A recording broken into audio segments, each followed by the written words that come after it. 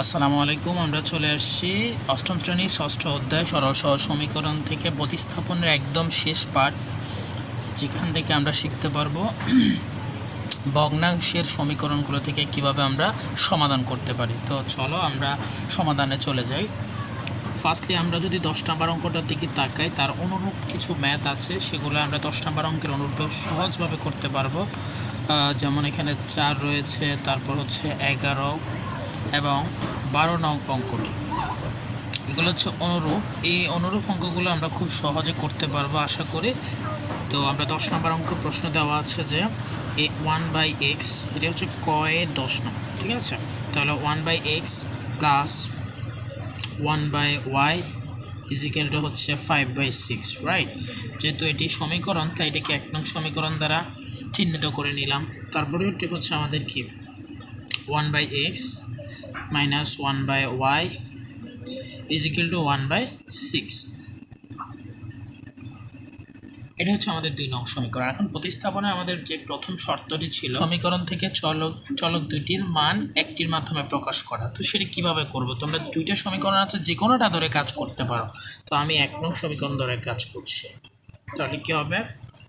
1 নং সমীকরণ হতে, রাইট, 1 নং সমীকরণ হতে 1 নং সমীকরণ ছিল 1/x plus 1/y is equal to হচ্ছে 5/6, ঠিক আছে।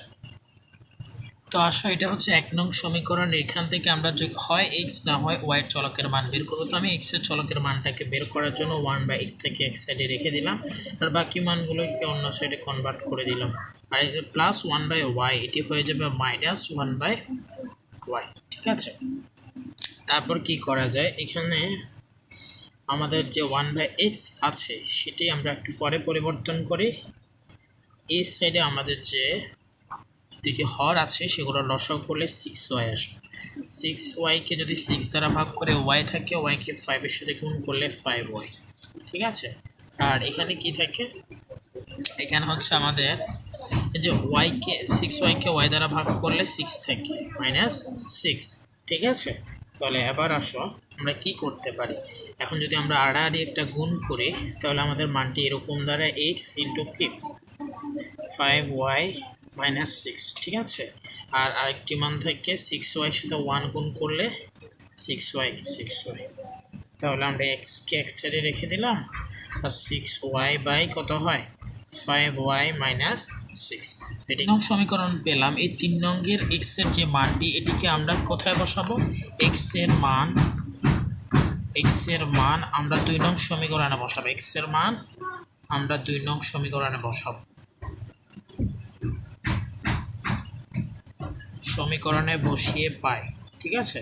সমীকরণে বসিয়ে পাই কি পাবো?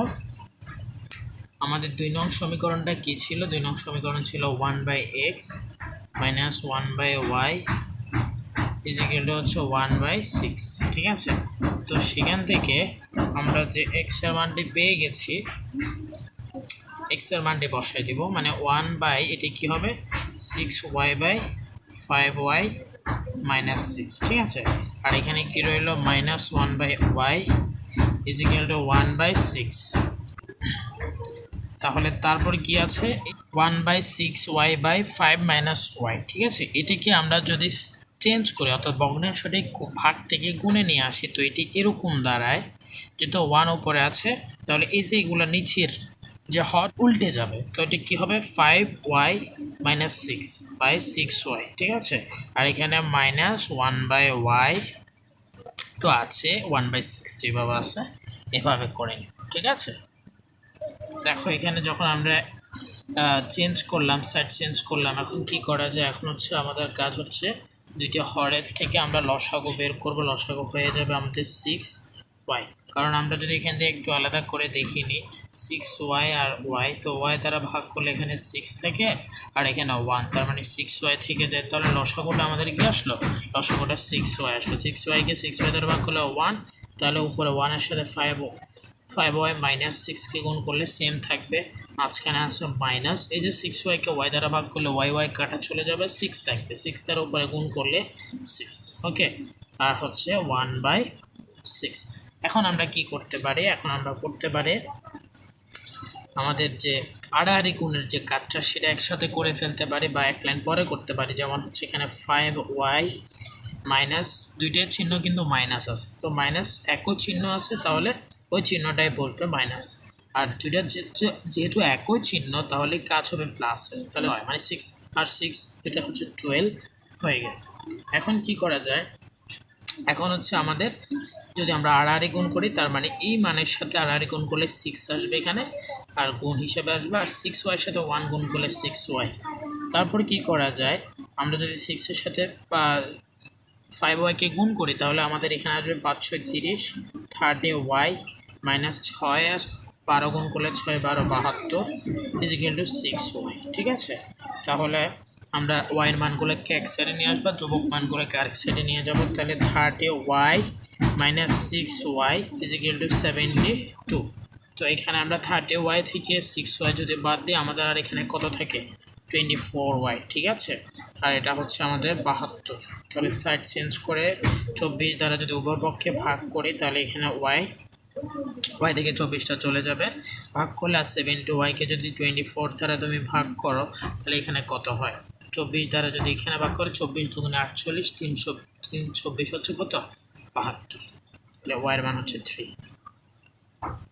ঠিক আছে, y এর মান 3 পেয়ে গেছি আমরা, এখানে y এর মান 3 পেয়ে গেছি। তো y is equal to 3 আমরা 3 নং সমীকরণে বসাবো, 3 নং সমীকরণে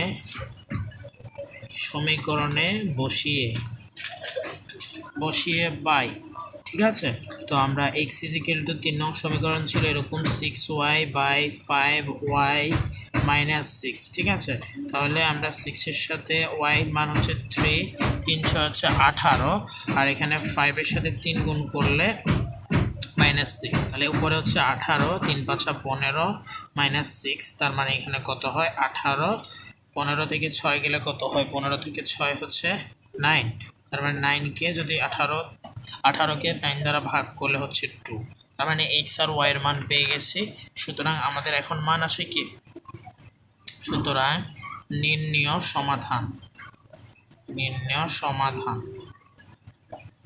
সমাধান আমাদের কত হয়, x y কমা হচ্ছে আমাদের মান আসে 2 এবং 3, এটা হচ্ছে আনসার।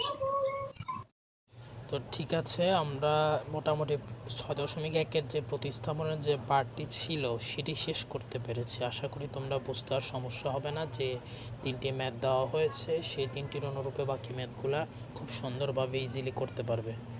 তো আসসালামু আলাইকুম, যদি ভিডিওটি ভালো লাগে সবাই সাবস্ক্রাইব করে রাখবেন আর বেল আইকনটি প্রেস করে রাখবেন যাতে পরবর্তী ভিডিওর নোটিফিকেশনটি আপনাদের কাছে পৌঁছে যায়।